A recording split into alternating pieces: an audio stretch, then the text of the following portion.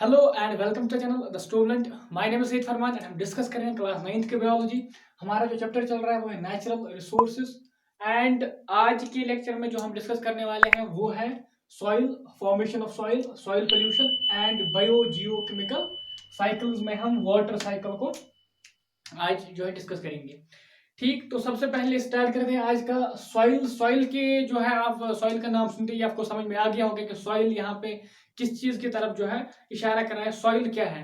तो नेचुरल सी बात है कि वो चीज वो एक टॉप मोस्ट लेयर जो है अर्थ का, जिसमें हम अपने जो है सीड्स को सो करते हैं एंड अपने जो हमारे प्लांट्स है ट्रीज हैं उसमें जो जहाँ पे वो ग्रो करते हैं जिस लेयर ऑफ अर्थ में उसको हम टॉप मोस्ट लेयर को हम सॉइल। ठीक है, तो सॉइल वो चीज है जहाँ पे जो टॉप मोस्ट लेयर जो है क्रस्ट का, तो टॉप टॉप मोस्ट लेयर उसको हम कॉमन लैंग्वेज में सॉइल कहते हैं। ठीक है ना, तो सिंपल सी चीजें हैं सॉइल यहाँ पे। तो सॉइल तो नेचुरल सी बात है कि जब सॉइल है जिसमें हम अपनी सीड्स को बो सो करते हैं तो ये भी यही डिसाइड करेगा कि कौन सा प्लांट किस जगह पे आ जाएगा, कौन सी वैरायटी कहाँ पे फ्लोरिश होगी। ये भी सॉइल जो है मैक्सिमम एक्सटेंट तक डिफाइन करती हैं। ये ही सॉइल की वजह से ही पर्टिकुलर प्लांट पर्टिकुलर जगह पे आ जाती है और पर्टिकुलर जगह पे नहीं आ पाते हैं। तो सॉइल का एक मेन रोल है डिसाइड करने में कि कौन सी वैरायटी कहाँ पे फ्लोरिश होगी। ठीक है, जो है सॉइल जो है सॉइल एक रॉकी पार्टिकल से बनी होती है। रॉक रॉक जो है टूट जाती है छोटे छोटे फाइन पार्टिकल्स में और सॉइल क्रिएट करती है। इसके अलावा इसमें जो है न्यूट्रिएंट्स मिनरल्स होते हैं जो ये प्लांट्स को प्रोवाइड करती है जब इसमें हम प्लांट्स को सो करते हैं। ठीक, तो सॉइल जो है मिक्सचर है एक तो रॉकी पार्टिकल्स का एंड ह्यूमस एक्स्ट्रा का, वो हम आगे जाके डिस्कस करेंगे। सबसे पहले पहला पॉइंट देखते हैं, important resource that decides the diversity of life in an area. ठीक है, तो ये एक इंपॉर्टेंट रिसोर्स होता है। पहले तो है एबायोटिक फैक्टर, हमने सॉइल लिया था एबायोटिक फैक्टर। ठीक है, एबायोटिक फैक्टर इसमें अब सॉइल आ गए हैं। तो सॉइल एक इंपॉर्टेंट रिसोर्स है जो डिसाइड करता है क्या, diversity of life in an area. एक एरिया में कौन से प्लांट्स की डाइवर्सिटी होगी, कौन से प्लांट्स फ्लोरिश होंगे, ये जो है डिसाइड करती है सॉइल वहां पे कौन सी है, वहां पे किस टाइप की सॉइल है। सपोज अगर हम डेजर्ट की बात करेंगे सैंडी सॉइल, तो सैंडी सॉइल में आपको कैक्टस देखने को मिलेगा। लेकिन अगर आप हिमालयस की बात करेंगे जो यहाँ पे हिमालयन माउंटेन्स हैं, तो आप वहां पे देखोगे पाइनस ट्रीज ग्रो करते हैं। तो डिफरेंट सॉइल की variety, different climate, different water जो है कैपेसिटी, वहां पे क्या वाटर अवेलेबल है या नहीं, बहुत सारी चीजें जो है डिफाइन करती है डाइवर्सिटी को। लेकिन सॉइल का उसमें एक मेन रोल है। ठीक, outer most layer of earth is called crust. ठीक है, आउटर मोस्ट लेयर ऑफ अर्थ को हम क्रस्ट बोलते हैं, ये तो आपको पता ही है। Minerals are found here which supply a variety of nutrients to life forms. इसी क्रस्ट जो है, इसके जो क्रस्ट है ऊपर uppermost layer of earth, उसको हम क्रस्ट बोलते हैं। ठीक, इसी क्रस्ट के ऊपर वाले लेयर्स को जो पार्टिकल्स प्रेजेंट होते हैं उसको हम सॉइल कहते हैं। ठीक, सॉइल में डिफरेंट तरीके के मिनरल्स पाए जाते हैं जो लाइफ फॉर्म जो वहां पे एग्जिस्ट करते हैं, जो वहां पे प्लांट्स ग्रो करते हैं, उनको न्यूट्रिएंट्स प्रोवाइड करते हैं। ठीक है, जो अपर मोस्ट लेयर है ये रॉकी होता है। ठीक है, रॉकी, फिर वो रॉक जो है वो रॉक्स ब्रेक होके फाइन फाइन पार्टिकल्स में डिवाइड हो जाती है, फिर वो एक टाइप का एक मिक्सचर क्रिएट करते हैं जिसको हम सॉइल बोलते हैं। ठीक है, सॉइल जो हम अभी देख रहे हैं हमारी जो है आसपास, जो हमारे ग्राउंड में हमारी गार्डन में है, इसको मिलियंस ऑफ ईयर्स लगे हैं बनने में। ठीक, ये बहुत लंबा प्रोसेस है जब एक एक पार्टिकल जो है वो किसी जगह जो है एक्यूमुलेट होके इतना सॉइल क्रिएट करते हैं। हम फॉर्मेशन ऑफ सॉइल पे भी आ जाएंगे, अभी हम डिस्कस करते हैं। ठीक, ये मिनरल्स जो है फाउंड किए जाते हैं इसी पार्ट में, और ये फिर डिफरेंट लाइफ फॉर्म्स को ये प्रोवाइड करते हैं। ठीक है, second is formation of soil. अब सॉइल सॉइल जो है ये बन कैसी जाती है, ठीक है, कैसे सॉइल बन जाती है, कौन कौन सी वेज हैं सॉइल फॉर्मेशन के, एंड किस किस तरीके से सॉइल किसी जगह पे फॉर्म होती है। तो सबसे पहले सन, सॉइल फॉर्मेशन में डिफरेंट चीजों का रोल है, डिफरेंट एबायोटिक फैक्टर्स का रोल है। तो सबसे पहले हम देखेंगे सन का क्या रोल है सॉइल बनाने में। तो अगर आपने कोई रॉकी माउंटेन देखा होगा, वहां पे कोई भी सॉइल नहीं है, सिर्फ रॉक्स एंड रॉक्स हैं। May be after few years 30-40 years आप वहां पे देखोगे कि वेजिटेशन ग्रो कर रही है, वहां पे कुछ प्लांट्स ग्रो करने लगे हैं। वो क्यों ग्रो करने लगे हैं? वो इसलिए कि वहां पे सॉइल फॉर्मेशन हो गई है, वहां पे कुछ सॉइल एक्यूमुलेट हो गई है। तो सबसे पहले सन का क्या रोल है सॉइल फॉर्मेशन में? तो आपको पता होगा कि दिन में जो है सन की लाइट और हीट जो है रॉक्स को हीट अप करके एक्सपैंड कर देती है। ठीक, क्योंकि जो भी चीज है जब हीट अप करते हैं तो एक्सपैंड हो जाती है। तो दिन में क्या होता है, रॉक जो है एक्सपैंड हो जाती है, एंड जब रात को नाइट में टेम्परेचर जो है कम चला जाता है तो वो एक्सपैंड हो जाती, सॉरी वो कंट्रैक्ट हो जाती है वापस से। ठीक, अब क्या है कि रॉकस के डिफरेंट पार्ट जो है वो डिफरेंट वे में कंट्रैक्ट होते हैं। कोई पार्ट जो है जल्दी कंट्रैक्ट हो जाता है, कोई जो है स्लोली स्लोली कंट्रैक्ट हो जाता है। जो ये डिफरेंस है कंट्रैक्शन में, ये सॉइल में क्रैक्स क्रिएट करती है। ठीक, जब ये क्रैक्स जो है सॉइल में क्रिएट होती हैं तो सॉरी जब ये क्रैक्स रॉक्स में क्रिएट होती हैं तो ये क्रैक्स उस रॉक को डिफरेंट पार्ट्स में ब्रेक कर देती है। जब रॉक्स ब्रेक हो गई तो वहां पे चांसेस है कि कुछ फाइन पार्टिकल्स भी गिर जाएं। जब वो रॉक्स ब्रेक हुई हैं तो वो सॉइल फॉर्मेशन कर सकती हैं, या जब एक बड़ी सॉइल जब एक बड़ी रॉक डिफरेंट पार्ट्स में डिवाइड हो गई तो उसके बाद वेदरिंग प्रोसेस या सॉइल फॉर्मेशन प्रोसेस जो है वो इजी हो जाएगी। ठीक, नेक्स्ट पॉइंट जो हमारा है जिससे सॉइल फॉर्मेशन में इंपॉर्टेंट रोल इसका है वो है वाटर। ठीक है, वाटर दो तरीकों से सॉइल फॉर्मेशन में हेल्प करता है। पहला तो है water get into cracks, second है फास्ट फ्लोइंग वाटर। पहला डिस्कस करेंगे वाटर गेट इनटू क्रैक्स। ठीक है, जब जो हमने रॉक को एक्सपैंड या जो है कंट्रैक्ट होकर जब वो डिफरेंट पार्ट्स में ब्रेक हो गई या उसमें क्रैक्स क्रिएट होगी, तो जो वाटर है जब वो उसमें रह जाता है तो नाइट में जब वाटर कभी फ्रीज हो जाता है तो वहां पे उसका वॉल्यूम बढ़ जाता है एंड वो फोर्स करता है रॉक्स को ब्रेक होने में, रॉक्स को क्रैक्स जो है वो बढ़ाने में जो है हेल्प करता है एंड रॉक्स ब्रेक हो जाती है। तो यहाँ पे इस तरीके से वाटर जो है क्रैक्स में चला जाता है और फिर हेल्प करता है सॉइल फॉर्मेशन में। ठीक, सेकंड है फास्ट फ्लोइंग वाटर। जब किसी स्ट्रीम में वाटर जो है फास्ट फ्लो करता है तो वो अपने साथ कुछ रॉक्स को भी अपनी फ्लो में ले जाता है, और वो रॉक्स डिफरेंट रॉक से टकरा के एब्रेशन वहां पे हो जाती हैं और वहां पे जो है फाइन पार्टिकल्स गिर जाते हैं। ठीक, तो यहाँ पे ये चांसेस है कि जब दो रॉक जो है आपस में कोलाइड करते हैं तो वहां पे पार्ट्स उन दोनों के जो है छोटे छोटे पार्ट्स ब्रेक हो जाते हैं, और ये प्रोसेस जो है कंटिन्यूसली चलता रहता है क्योंकि स्ट्रीम का फ्लो कंटिन्यूस हो जाता है, एंड ये फिर उन रॉक स्मॉल स्मॉल पार्टिकल्स को डिफरेंट जगह पर लेके डिपॉजिट कर देती है और वहां पे जो है सॉइल फॉर्मेशन हो जाती है। तो वाटर दो तरीकों से हेल्प करता है सॉइल फॉर्मेशन में। एक तो है कि क्रैक्स में चला जाता है, दूसरा है कि फास्ट फ्लोइंग जो है दो रॉक्स को आपस में कोलाइड करके फिर वो पार्टिकल जो है वहां पे रॉक्स ब्रेक भी हो जाती है, बड़ी रॉक्स हैं छोटी रॉक्स फाइन पार्टिकल में डिवाइड होके उसी स्ट्रीम के साथ बह जाती है और डिफरेंट प्लेस पे वो फिर डिपोजिट होकर सॉइल क्रिएट करती है। ठीक, तो नेक्स्ट पॉइंट है विंड। विंड का भी अगर आप देखोगे सिमिलर इफेक्ट है, जैसे वाटर था फ्लोइंग स्ट्रीम ऑफ वाटर, तो यहाँ पे विंड का भी वही है कि ये अगर विंड जो है विंड स्टॉर्म है, तेज विंड है, तो ये रॉक्स को एक दूसरे के साथ कोलाइड करके फाइन पार्टिकल्स क्रिएट कर सकती है, फिर उन फाइन पार्टिकल्स को एक जगह से दूसरी जगह ले जा सकती है एज अ जब विंड करंट्स के साथ। तो ये भी दो वेज में, या तो पहले रॉक्स को आपस में टकरा के ब्रेक करके सॉइल पार्टिकल्स बना सकती है, फाइन पार्टिकल्स बना सकती है, और फिर उन फाइन पार्टिकल्स को एक जगह से दूसरी जगह भी ट्रांसफर कर सकता है विंड। ठीक है, ये विंड का रोल है। लास्ट वाला जो है सॉइल फॉर्मेशन का अभी जो हमारे टेक्स्ट में दिया है वो है living organisms.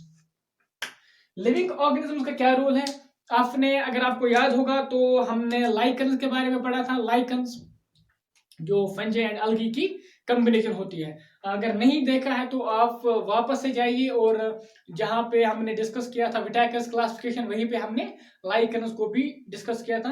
Perhaps plant kingdom में प्लांट किंगडम के बाद हमने लाइकन्स को डिस्कस किया था। तो लाइकन्स जो है वो रॉक्स जो है उन पे रह जाती है, उन पे जाके सेटल हो जाती है। बेयर रॉक्स पे सबसे पहले ऑर्गेनिजम्स जो वहां पे कॉलोनीज बनाते हैं, वहां पे फ्लोरिश होते हैं, वो लाइकन्स होते हैं। लाइकन्स डिफरेंट एसिड्स जो है सिक्रीट करके रॉक्स को डिसोल्व करती रहती हैं और वहां पे सॉइल बन जाती है। फिर जब लाइकन्स डाई हो जाते हैं तो वो एक्यूमुलेट होके वहां पे सॉइल क्रिएट करते हैं। तो लिविंग ऑर्गेनिज्म में लाइकन्स का ये रोल है सॉइल फॉर्मेशन में, ठीक है। तो फिर जब वहां पे लाइकन्स डेड होके एक लेयर बनाती है तो डिफरेंट टाइप के, उसके बाद डिफरेंट टाइप के प्लांट, सपोज ब्रायोफाइट्स आ जाते हैं, फिर वो लाइकन्स पे ग्रो करते हैं। फिर जब ब्रायोफाइट्स डाई हो जाते हैं फिर टेरिडोफाइट्स आ जाते हैं। इसी तरह जो है सक्सेशन चलता रहता है और लास्ट पे एक कॉलोनी बन जाती है, एक फॉरेस्ट क्रिएट होता है, ठीक। तो ये था हमारी सॉइल फॉर्मेशन में इतने पॉइंट्स थे। नेक्स्ट इसी में है soil is a mixture of bits of rocks and also contains decade living organisms called humus, ठीक। सॉइल क्या है? सॉइल मिक्सचर होता है किस चीज का? एक तो फाइन जो है रॉकी पार्टिकल्स, रॉक्स को ब्रेक करके जो फाइन पार्टिकल्स निकलते हैं उनका मिक्सचर होता है, एंड उसमें डेड एंड डिकेइंग ऑर्गेनिजम्स होते हैं। जो ये डेड एंड डिकेइंग ऑर्गेनिजम्स होते हैं इनको हम ह्यूमस बोलते हैं, ठीक। तो यहाँ पे ह्यूमस एंड रॉकी पार्टिकल जो है ये कंबाइन करके सॉइल क्रिएट करते हैं। सॉइल में ये दोनों प्रेजेंट होते हैं।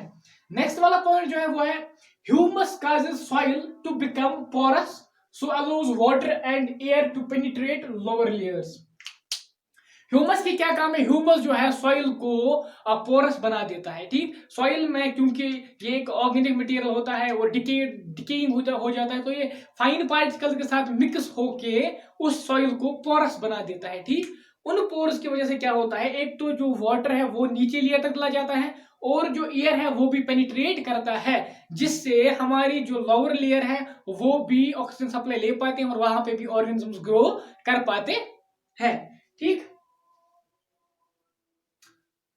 The topmost layer of soil which contains humus and living organisms is called topsoil, ठीक। टॉप सॉइल होता है वो वाला ऊपर वाला पार्ट जहां पे लेयर जहां पे ह्यूमस होता है और वहां पे लिविंग ऑर्गेनिजम्स ग्रो करते हैं, उसको हम टॉप सॉइल बोलते हैं, ठीक है। ये तो सिंपल सी बात है, हमें पता है टॉप सॉइल किसको बोलते हैं, ठीक।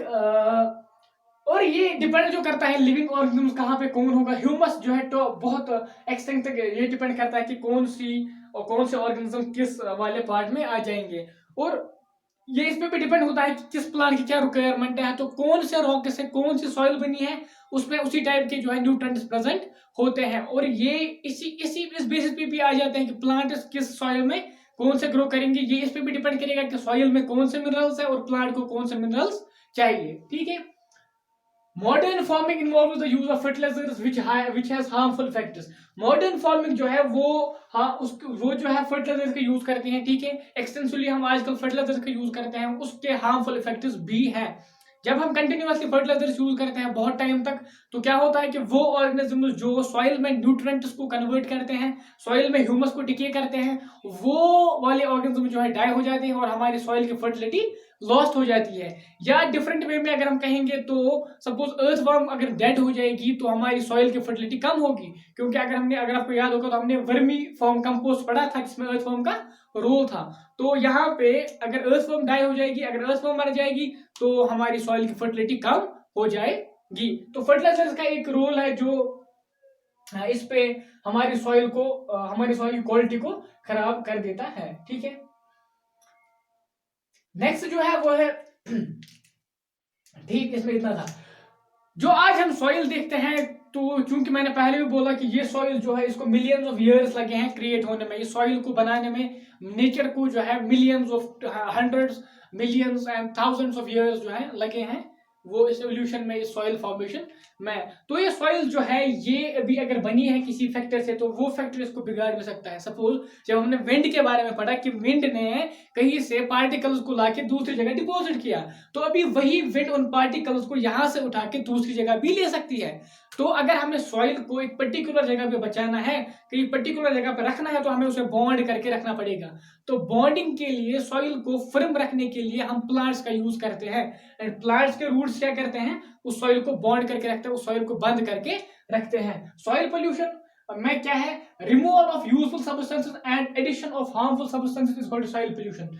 सॉइल से यूजफुल सब्सटेंसेस का निकलना एंड हार्मफुल सब्सटेंसेस का ऐड होना सॉइल पोल्यूशन कहलाता है। तो यहाँ पे यूजफुल सब्सटेंस से मतलब क्या है, अगर हमने माइक्रो ऑर्गेनिजम्स को जो हमारी सॉइल को फर्टाइल कर रहे हैं, हमने उनको निकाला कहीं से, उनको मार दिया, हमने उनको डेड कर दिया, तो हमारी सॉइल जो है पोल्यूट हो गई। अगर हमने अर्थवॉर्म को डाई किया, अर्थवॉर्म को मार दिया, तो हमारी सॉइल जो है पोल्यूट हो गई, क्योंकि उससे यूजफुल जो है चीजें वो निकल गई। इसी तरह अगर हमने कोई पॉइजन्स ऐड कर दिए जो हमारे ऑर्गेनिजम्स को, जो हमारे लिविंग ऑर्गेनिजम्स को, माइक्रो ऑर्गेनिजम्स को या अर्थवॉर्म्स को मार रहे हैं, उनके लिए हार्मफुल है, तो वो यहाँ पे आएगा एडिशन ऑफ हार्मफुल सब्सटेंसेस, तो वो भी सॉइल पोल्यूशन में काउंट किया जाएगा।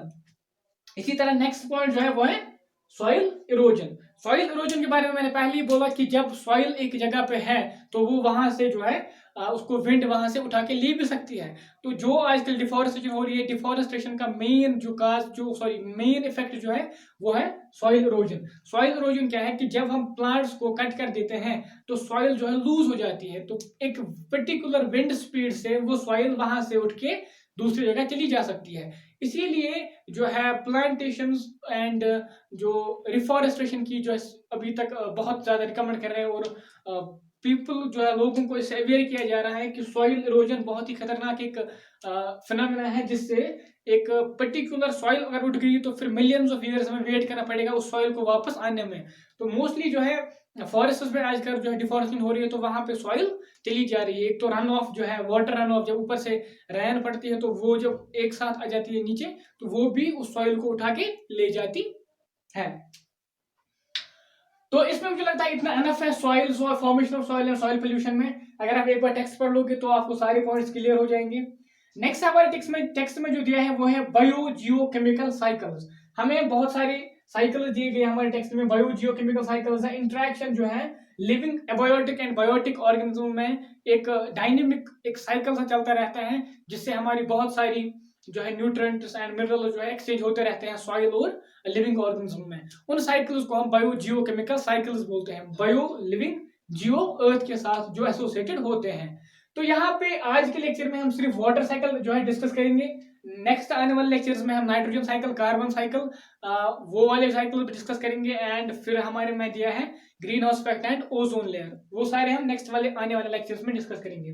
तो आज के लेक्चर में वाटर साइकिल के बारे में यहाँ पे मैंने कोई पॉइंट ज्यादा नहीं लिखे हैं, क्योंकि ये तो सिंपल सी बात है। वाटर साइकिल के बारे में हम जानते हैं, क्योंकि पिछले वाले लेक्चर में भी हमने डिस्कस किया था कि वाटर जो है कैसे इवोपरेट होता है सी से, या कैसे प्लांट ट्रांसपिरेशन के थ्रू वाटर को एटमॉस्फेयर में डाल देते हैं, या ह्यूमंस जो है अपनी ब्रीथिंग जो है गैसेस एक्सचेंज के थ्रू वाटर वेपर्स एटमॉस्फेयर में डाल देते हैं। तो आपने ये भी देखा होगा कि अगर हम ये बोलेंगे कि पूरे होल डे में क्या होता है कि एक पर्टिकुलर सी से वाटर वेपर्स उठते रहते हैं, लेकिन सी कभी जो है ड्राई नहीं होता है। तो क्यों? क्योंकि वो वाटर जो सी से इवापोरेट होके चला गया ऊपर, वो वापस आ जाता है।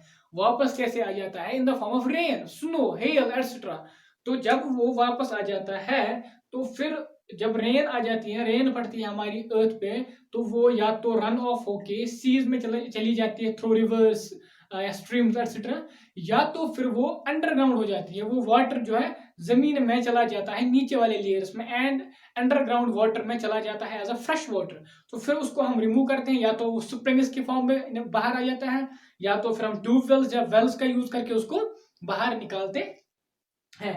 आपके टेक्स्ट में जो है डिफिनेशन दी है, the whole process in which water evaporates and falls on the land as rain and later flows back into the sea via rivers is known as water cycle।